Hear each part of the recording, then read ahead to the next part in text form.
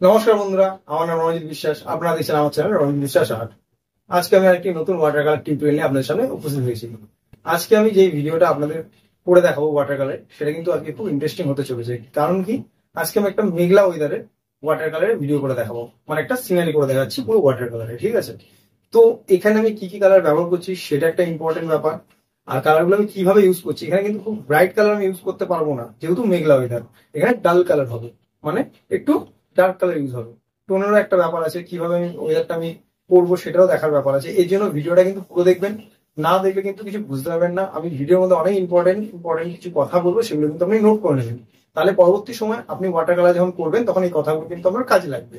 তাহলে চলুন ভিডিওটা স্টার্ট করা যাক। আর ছোট্ট একটি কথা, আমার চ্যানেলে নতুন থাকলে অতি অবশ্যই চ্যানেলটা সাবস্ক্রাইব করবেন, কমেন্ট করে জানাবেন ভিডিওটা কেমন লাগলো, আর অতি অবশ্যই লাইক দেবেন। তাহলে চলুন ভিডিওটা স্টার্ট করা যাক।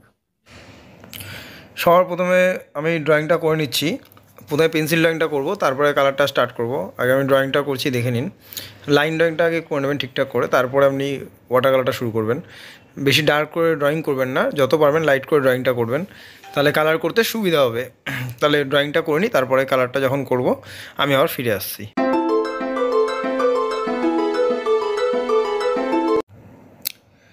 সবার প্রথম আমরা করব যেটা হচ্ছে, আমরা আকাশটা যে করব, মেঘলা আকাশ করব, তার জন্য আগে আমরা জল দিয়ে আকাশ যতটুকু করবো অতটা ভিজিয়ে নিচ্ছি। আগে ভালো করে পেপারটা আপনি ভিজিয়ে নেবেন, আকাশের অংশটা যেখানে আপনি আকাশটা করবেন।